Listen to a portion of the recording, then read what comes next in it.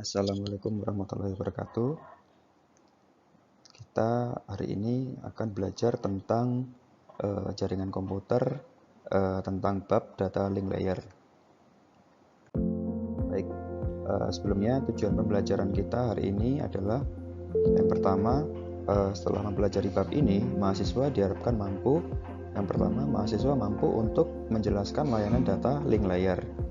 Kemudian yang kedua, mahasiswa mampu untuk menjelaskan apa itu frame. Kemudian yang ketiga, mahasiswa mampu menjelaskan flow control. Data link layer. Pengertian dari data link layer adalah data link layer itu berfungsi untuk memberikan layanan ke network layer, yakni mentransfer data dari sumber ke tujuan. Nah, pengirim mengirimkan deretan bit ke data link layer untuk mentransmisikan bit-bit tersebut ke mesin tujuan, sehingga deretan bit tersebut dapat diantarkan ke network layer yang ada di sana. Nah, seperti gambar yang ilustrasi di sini, data link merupakan urutan kedua ya, dari bawah setelah physical layer, dan sebelum ke urutan 3 yaitu network layer. Nah, data link layer sendiri merupakan layanan tanpa koneksi yang tidak disahkan. Maksudnya, perangkat pengirim mengirimkan frame-frame independen ke perangkat tujuan. Dalam hal ini, perangkat tujuan tidak perlu menjawab keadaan kondisi frame yang diterima. Nah, apabila pada perjalanannya frame hilang dikarenakan noise, maka pengirim tidak akan memulihkan frame yang hilang tersebut. Kemudian layanan tanpa koneksi yang disahkan. Maksudnya adalah dengan layanan ini pengirim tahu apakah informasi yang tiba dalam kondisi baik atau tidak.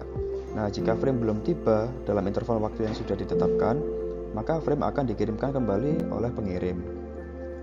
Nah, layanan ini berorientasi pada koneksi. Maksudnya, dengan layanan ini pengirim dan penerima membangun suatu koneksi sebelum data link layer frame yang akan dikirim terlebih dahulu diberikan nomor dan dijamin bahwa frame yang dikirimkan dalam urutan yang benar. Nah, kita akan bahas tentang frame. Apa sih sebenarnya frame itu? Sebelumnya, kita harus tahu protokol data unit pada lapisan data link layer. Nah, di sini protokol data unitnya seperti yang tertera pada gambar di sini, ada flag, address, control, payload field, FCS, dan flag. Nah, yang berwarna merah ini yang dimaksudkan dengan header. Nah, frame header ini berisi alamat sumber pengirim dan tujuan dari frame dan bits control. Kemudian, yang dimaksudkan dengan payload field adalah dia berisi pesan yang ingin disampaikan. Nah, kemudian trailer berisi deteksi kesalahan dan bit koreksi kesalahan. Bagian ini disebut juga frame check sequence atau FCS. Kemudian ada yang namanya flag. Jadi flag itu ada di bagian paling kiri dan di bagian paling kanan. Dua flag di ujungnya menunjukkan tanda awal dan akhir frame. Jadi frame ini terdiri dari harus diawali dengan flag dan harus diakhiri juga dengan flag. Kemudian ada yang dimaksudkan dengan flow control. Flow control merupakan suatu teknik untuk mengatur transmisi data dari pengirim ke penerima dengan cara membatasi jumlah data yang dikirimkan agar tidak melampaui kapasitas kemampuan penerima. Terdapat dua teknik dalam flow control. Yang pertama adalah teknik stop and wait dan kedua adalah teknik sliding window. Kita akan bahas apa itu stop and wait. Stop and wait merupakan aliran data di mana di situ ada sender dan receiver. Sender adalah pengirim dan receiver adalah penerima. Dari ilustrasi gambar ini dapat dilihat bahwa frame kosong itu diterima dari sender untuk ditujukan kepada receiver. Kemudian receiver mengirimkan kembali ACK kosong kepada sender. Kemudian sender mengirimkan kembali frame 1 kepada receiver. Dan kemudian receiver akan membalas dengan mengirimkan ACK 1 kepada sender. Dan yang pertama, sumber pengirim mentransmisikan data dalam bentuk frame ke tujuan penerima. Nah, tujuan menerima frame tersebut dan mengirimkan pesan acknowledgement atau ACK. Sumber pengirim menunggu pesan ACK tiba dan tidak akan mengirimkan frame berikutnya sampai ACK tiba. Tujuan dapat menggantikan aliran data dengan tidak mengirimkan acknowledgement. Nah, tadi kan stop and wait. Apa yang dimaksudkan dengan sliding window?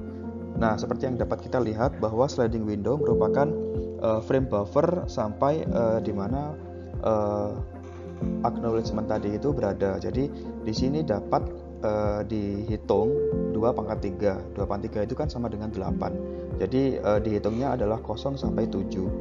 Nah, frame sliding window ini dimulai dari angka 0 ya, angka 0. Jadi ada frame sequence number, kemudian ada last frame acknowledgement dan last frame transmisi. Kemudian mengapa kok arahnya ke kanan? Karena arah ke kanan karena frame ini akan menghitung jumlah transmisi yang diberikan.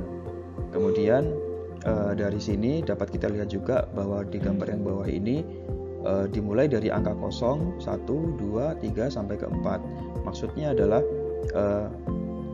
di frame ini artinya dimulai dari angka 0 dan angka 4. Dan yang dihitung adalah 2 pangkat 3. Jadi 2 pangkat 3 itu sama dengan 8. Jadi alirannya itu sampai dimulai dari 0 sampai ke 7. Karena 0 dihitung 1.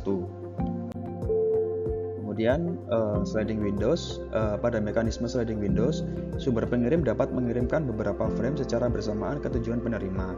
Kemudian pengirim dapat mengirimkan frame sebanyak W tanpa menunggu ACK dari penerima.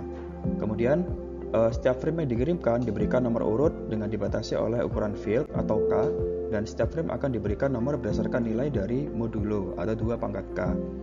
Nah, dari sisi penerima mempunyai buffer dengan ukuran panjang W untuk menerima banyak frame. Nah, tujuannya untuk dapat menghentikan aliran data dengan tidak mengirimkan ACK atau acknowledgement. Kemudian ada medium access control. Medium access control ini merupakan metode transmisi sinyal yang mencegah terjadinya tabrakan atau collision pada jaringan. Nah, kemudian medium access control ini terdapat 2 metode akses, yaitu yang pertama control access dan yang kedua adalah metode random access. Oke, metode akses yang pertama adalah control access. Sebelum pengirim mengirimkan frame harus memperoleh izin atau permission terlebih dahulu dari komputer utama, sehingga komputer sekunder yang dipilih tidak akan dapat berkomunikasi dengan komputer sekunder yang lain kecuali dengan melewati komputer utama. Kemudian dari random access-nya, setiap komputer akan berlomba untuk menggunakan link yang ada agar tidak terjadi tabrakan, maka medium harus dipastikan dalam kondisi sedang istirahat atau carrier. Nah, ini adalah data link protokol. Data link protokol dibagi menjadi 2, yaitu yang pertama asynchronous protokol. Jadi setiap karakter diperlukan secara independen sehingga penggunaan link pada jaringan tidak efisien. Kemudian yang kedua yaitu synchronous protokol, yaitu seluruh bit pada mekanisme ini diorganisasikan ke dalam karakter-karakter dengan ukuran yang sama. Baik, terima kasih.